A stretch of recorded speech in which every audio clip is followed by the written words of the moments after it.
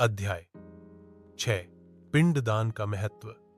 मृतक शरीर की आत्मा अपने 7 कर्मों का लेखा जोखा दूसरे लोक या अगले जीवन के लिए नहीं ले जाती। आत्मा अपने साथ अपने कर्मों का ब्यौरा, जो कि एक चिप कार्बन के कण पर अंकित होता है और जिसे चित्रगुप्त भी कहा जाता है। चित्र का अर्थ तस्वीर और गुप्त का अर्थ जिसका भेद न मालूम हो। यह एक अलौकिक क्रिया है और जो कि वायु द्वारा साथ जाता है और जिसे बायो चिप बोलते हैं। मृत्यु के बाद आत्मा के साथ चिपका रहता है। यह बायो आत्मा साधारण आंखों से दिखाई नहीं देती और यह अंगूठे जितनी बड़ी होती है, परंतु इसकी मोटाई नहीं दिख सकती। पूरे जीवन का ब्यौरा कार्बन, वायु या हाइड्रोजन के कण पर प्राणी जो कुछ भी देखता, सुनता, बोलता और सोचता है, अंकित हो जाता है। इसमें अंकित सारी सूची यह चिप यमराज को देता है। केवल यमराज ही इसको पढ़ सकता और नष्ट कर सकता है। उसे नष्ट करने के बाद ही यमराज प्राणी के कर्मों अनुसार उसे दंडित करते हैं।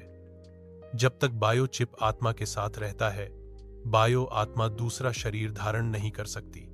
जब यह चिप बायो आत्मा से अलग किया जाता है, तब शुद्ध आत्मा अपने कर्मों अनुसार दुहक या सुख का भोग करके नया शरीर धारण करती है।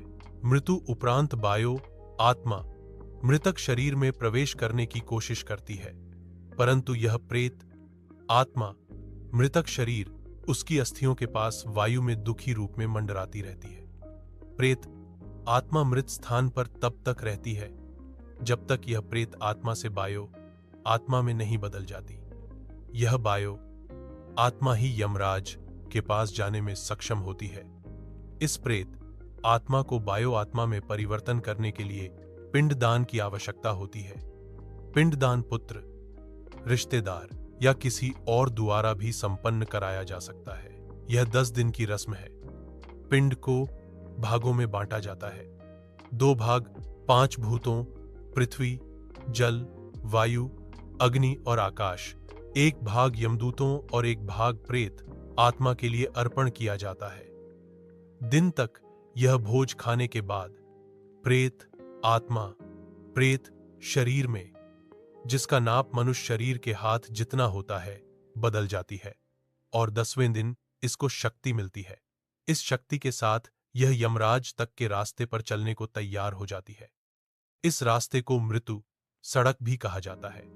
पिंडदान में दी हुई लाई से प्रथम दिन, सर दूसरे दिन, गर्दन कंधे तीसरे दिन, हृदय चौथे दिन, पीठ 5वें दिन, धूनी 6वें दिन, कुल्हे गुप्त अंग 7वें दिन, जांघ 8वें दिन, घुटने 9वें दिन, पैर 10वें दिन। भूख प्यास, यह निर्वाचित प्रेत शरीर भूख प्यास से दुखी हर हस वे दिन भोजन करता है।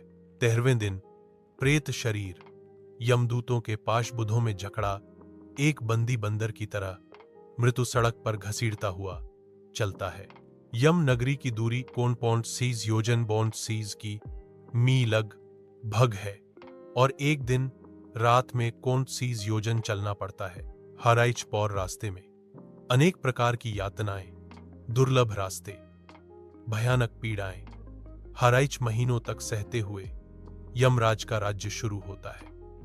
वहां से यम नगरी का रास्ता शुरू होता है, जो कि इससे भी कष्टदायी है।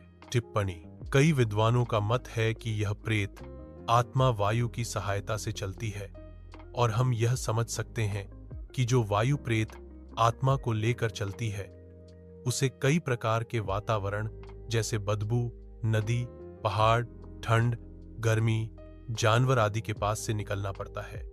गरुड़ पुराण में वैतरणी नदी का इतना भयानक रूप वर्णन किया है। संभवतः प्राचीन काल में लिखा गया यह ग्रंथ उस समय में ब्राह्मणों और गौ की सुरक्षा के हेतु आम जनता के दिलों में एक अलौकिक भय बिठाने के लिए वर्णित किया गया है, ताकि लोगों में ब्राह्मणों को गौ अन्य दान देने से उनके पाप नष्ट होने का भ्रम बना रहे। आप इस दार्शनिक विचार को कैसे लेते हैं, आप पर निर्भर करता है। मृतिक शरीर छोड़ने के 7 दिन बाद 7 दिन वे दिन प्रेत शरीर पहली नगरी में विश्राम के लिए रुकता है। और पुत्र द्वारा दिया हुआ भोजन ग्रहण करता है। इस तरह सब नगरियों को पर करता हुआ 1 वर्ष के अंत में बाहुभेदपुर नगरी पहुंचकर प्रेत शरीर अपने शरीर को छोड़कर अंगूठे के नाप का शरीर धारण कर लेता है। प्रेत आत्मा अपने कर्मों का भोग भोगने यमदूतों के साथ पाशबुंधों में झगड़ा हवा में चल पड़ता है। यमराज की नगरी में 4 द्वार बने हुए हैं। इनमें से पाप कर्मी दक्षिण द्वार से यमराज की राजधानी की ओर प्रस्थान करते हैं।